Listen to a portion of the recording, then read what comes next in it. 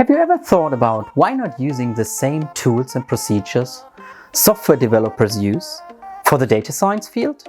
If yes, then this is the right video series for you.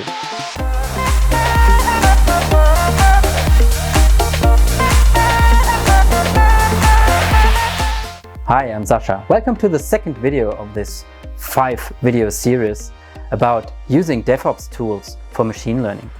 If you are new to this channel and want to learn more about advanced analytics, machine learning and cloud computing, start now by subscribing to this channel and click the bell icon so you don't miss anything. If you missed the first video, check the description of that video. I put a link in there to the first video. In the first video we looked at how to set up Azure DevOps for data scientists, but we haven't connected that to the cloud yet. And that's exactly what we are going today in this video. In the last time of this series, I started to import some data into my local repository, as well as created a simple pipeline to set up the environment, as well as run some simple data quality checks. So let's review what we've got. As I said, some basic data, and today we are concentrating on the training and registering piece. And in the pipelines, I created that pipeline. And let's have a view of that pipeline itself. Oh no, let's go directly to that pipeline and edit it.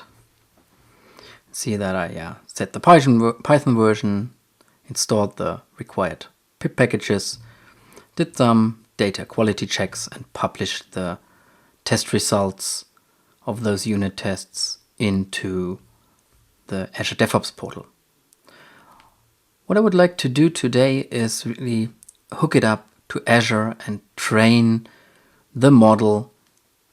For that, I'm going to use a service called Azure Machine Learning Services. And the main piece of that is really the workspace.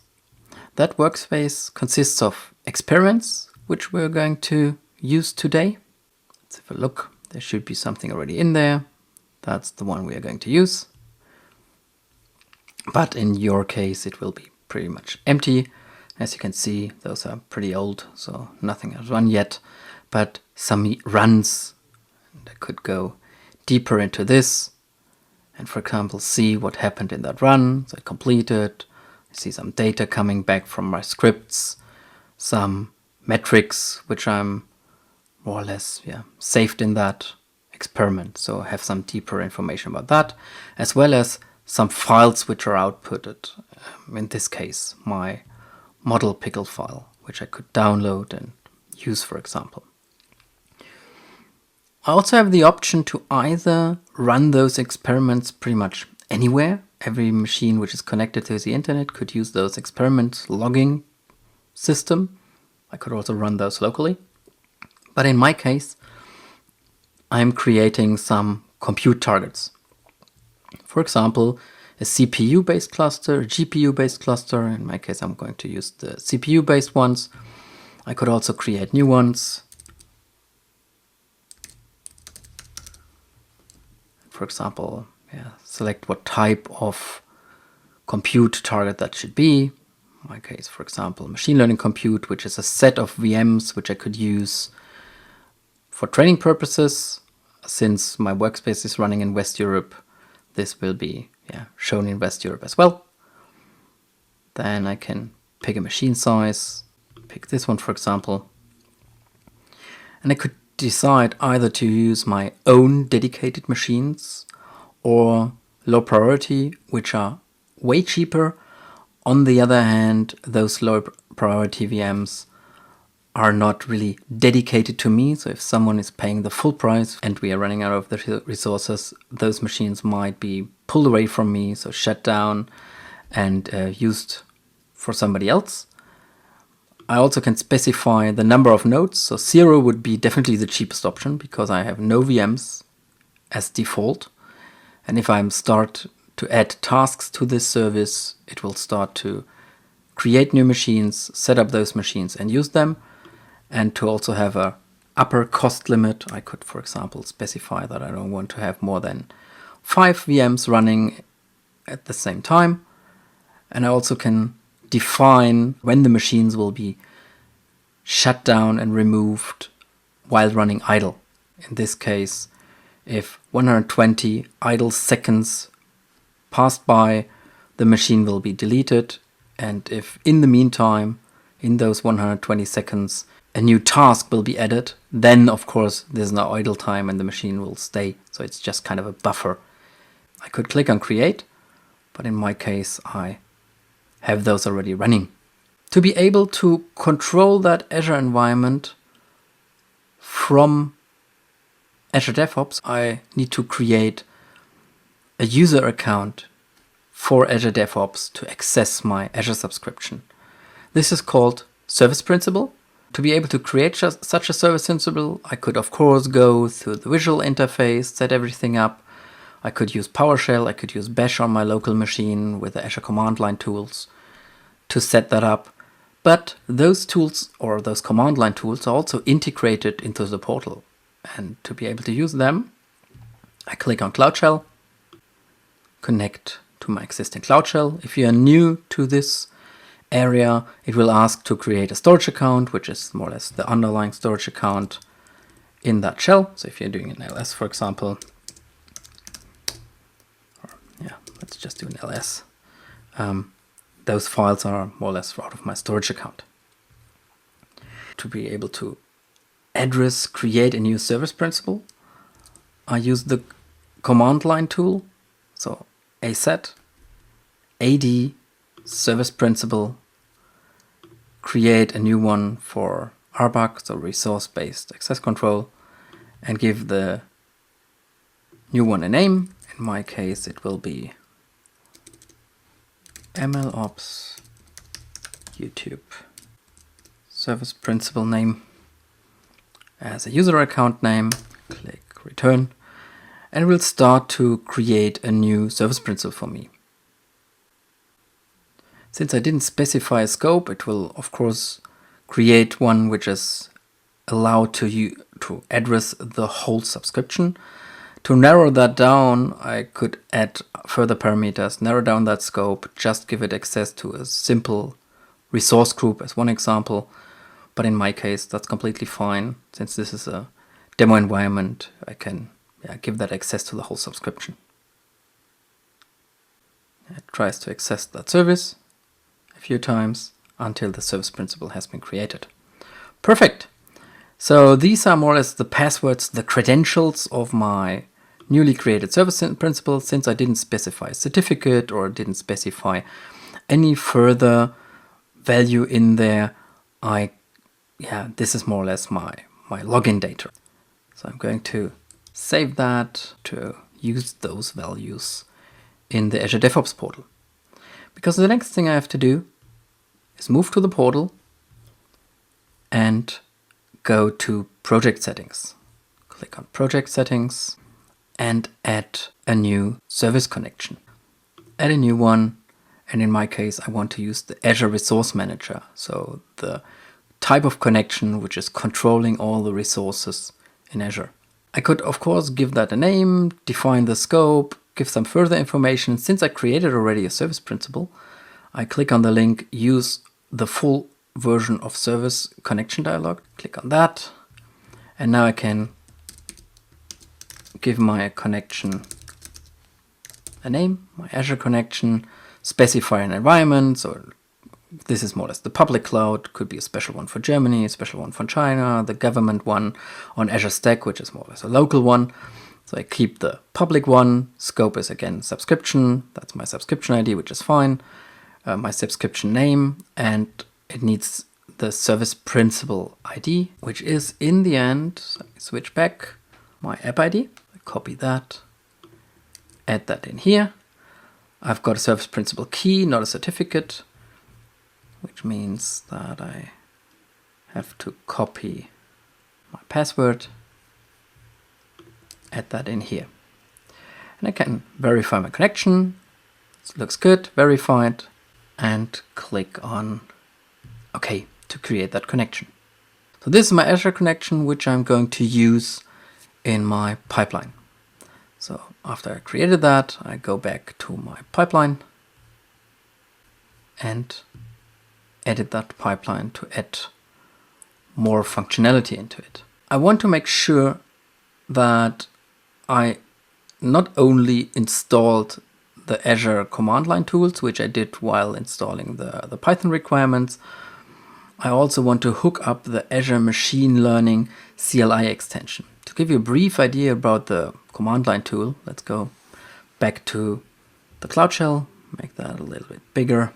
So in that case, if you just type in AZ, the whole Azure command line tool will pop up, and you can see things like, I can control my account, I can control VMs, I can control, in my case, the Azure Active Directory, or machine learning tools. As you can see, currently in the M section, there is no ML command in there.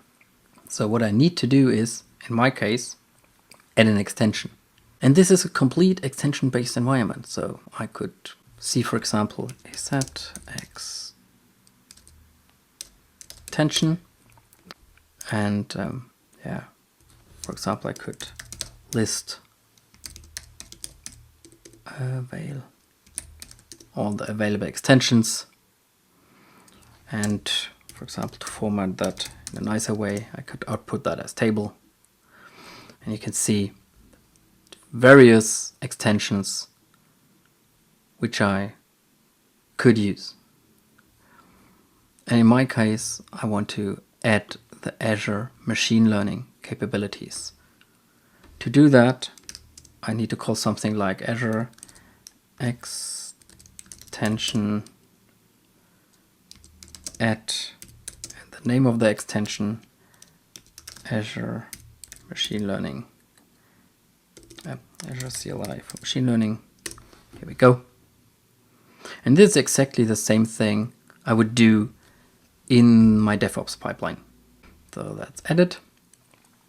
And now, if I execute that AZ command again, I've got the command line tools for machine learning, AZ ML, which I'm going to use through that pipeline. I could set up my compute targets, which is in my case, the Azure Machine Learning Compute cluster, so the VMs, which I'm going to use. I can set up environments, experiments, folders, pipelines, and the workspace itself. So we are going to use most of those tools. And coming back to that workspace, I don't expect that you already created such a workspace, and we are going to add this workspace as piece of the pipeline itself. So going back to that pipeline. So the first thing I have to do is really install those machine learning extensions. So again, I'll add a new task, but this time I'll search for Azure CLI, add that, which is similar to the bash commands, except that it's wrapping the Azure CLI already in a session connected to the right subscription. So therefore I have to pick my created connection. Want to have an inline script, so no bash script already in the repo, and I want to use a special one. And that's where I can reuse the command we used already. So the AZ command, add an extension, in this case the Azure Machine Learning CLI, and I should give that task a meaningful name. In my case, add Azure ML CLI extension. Again, I need a couple of those tasks. So the next in line would be again an Azure CLI task. Let me just add a few of them because I need a few more. Adding the first one to really create the workspace. So we need a new workspace. And in this case, the workspace command also creates a resource group if that doesn't exist already. Just use that command and go through it. So it's the AZ command, machine learning, workspace, create a new one. And then I have to specify the name of the resource group, the name of the workspace, the location if that resource group doesn't exist or the workspace doesn't exist, where should it be located. If it's already existing, it's not throwing an error message and just pass by. So if I run that a couple of times, it should be still fine. And the minus means yes means that if the resource group doesn't exist, the command is allowed to create a new resource group. But there's something new in here. I'm using variables to make my life easy because I'm reusing those a couple of times throughout those other tasks, and that's why I want to offload those to the variables section. In this variables section, I can add variables for the whole pipeline, and that's what I'm going to do. So add a new one, Azure Machine Learning Resource Group. I have to give that resource group a name. In my case, a resource group which doesn't exist yet. So the MLOps YouTube. Add another one for the workspace name. Call it MLOps YouTube Machine Learning Workspace. And last but not least, my location, which, since I'm located in Germany, should be West Europe, so my nearest Azure region. Going back to that task, so that should be it. So resource group, workspace name, as well as location. The third task to set everything up would be creating the machine learning compute cluster, so the set of VMs. Again, I have to pick my Azure connection, using again an inline script. And this script is a little bit more complex. So again, I'm creating a compute target. In this case, an Azure Machine Learning Compute cluster. So my cluster of VMs. Have to specify again my resource group, my workspace name, but also have that give that cluster a cluster name. Specify the size of machines which should be used in that cluster, the minimum nodes, the maximum nodes, and I'm setting the optional parameter of idle seconds before scale down. And again, I'm using variables, which I have to set first. So in this case, the cluster name, which should be my AML compute, for example. The size of the VMs, which is a standard VM, D series, the S series with the solid state disks, and V2. I'm going to put a link to this video to give you an idea what VM types exist. So you've got an overview, the number of nodes, so minimum should be 0, maximum, for example, 2, and last but not least, the idle seconds. I would go for 5 minutes, so 300 seconds.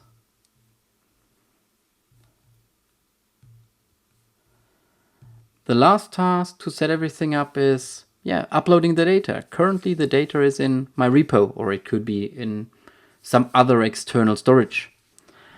And to make sure that the VMs in the machine learning compute cluster have access to this data source, I have to hook it up somehow. I could either attach an existing data source or use the one which will be created while creating the workspace, which is a storage account which contains a blob store as well as a file store. And I want to use default blob store, which is automatically generated for that. To do that, again, an Azure CLI task. Call that task upload data to my default data store. And again, I'm specifying an appropriate script. So that script is uploading data to a data store. Again, I have to specify the workspace and resource group of that workspace. And then I have to give or specify the name of the data store. And as you can see, I've got a sub command in here, this one. And to give you a brief idea what this is doing, let me execute some commands on my existing machine learning workspace. So Azure Machine Learning Data Store, show default, so show all the default stores which are available, specifying the workspace and the resource group of that workspace. And I get just one back in a JSON format. Since I want to have that as part of the command and not all of those values, I first have to specify a query, and I just want to have that name back. As you can see, that name is, since this is still JSON, in quotes. So I'm switching the output format into a table separated value to get rid of those quotes, and I'm reusing that command as a subcommand to specify the name of the data store, as well as specifying the local path of my data, which is the data subfolder, and the path below the container root, or below the container in the end, in that storage account, so a subfolder called diabetes. And just to make sure that I'm allowed to overwrite data if it's still there, I'm specifying the overwrite true flag. So that should be it for now to connect Azure DevOps to the Azure Machine Learning Services. I created already my basic stuff in here, added the Azure ML CLI extension, creating the workspace and resource group if necessary, creating an Azure ML compute cluster if necessary, as well as uploading data in my repo to a central default data store. So let's save and run. And I'm pausing that video for a few minutes and resuming it so you can see the results of that run. So the run has been completed, and let's have a look. So 100% passed, and let's dig into the agent. The first steps we reviewed in the last video, the new ones are here. So I'm adding the CLI extension, creating a workspace, which took around about 1.5 minutes to complete. This runs way faster, around about 10 to 15 seconds for the upcoming times, since the Azure Machine Learning workspace and the related services already exist. So it's creating already storage account, a key vault, as well as an application insights service, the cluster, which is, with 30 seconds, it just created an entry. There are no VMs in there. So that's why it's so fast, as well as uploaded some files, and you can see it uploaded those 4 data files to the storage. So let's have a look on the Azure side. We've got a new resource group now, which contains the workspace, of course, the mentioned 3 services. When I go to that newly created workspace, look at experiments, for example, everything is pretty empty. If I go to the storage, have a look at blob stores, here is a newly created default container with a subfolder called diabetes, and there are my 4 CSV files. In this video, you saw how to connect Azure DevOps with the Azure Machine Learning Services, set up a workspace, create your first machine learning cluster, and of course, upload your data into a central space. In the third video, I'm going to show you how to train and register your model. So stay tuned.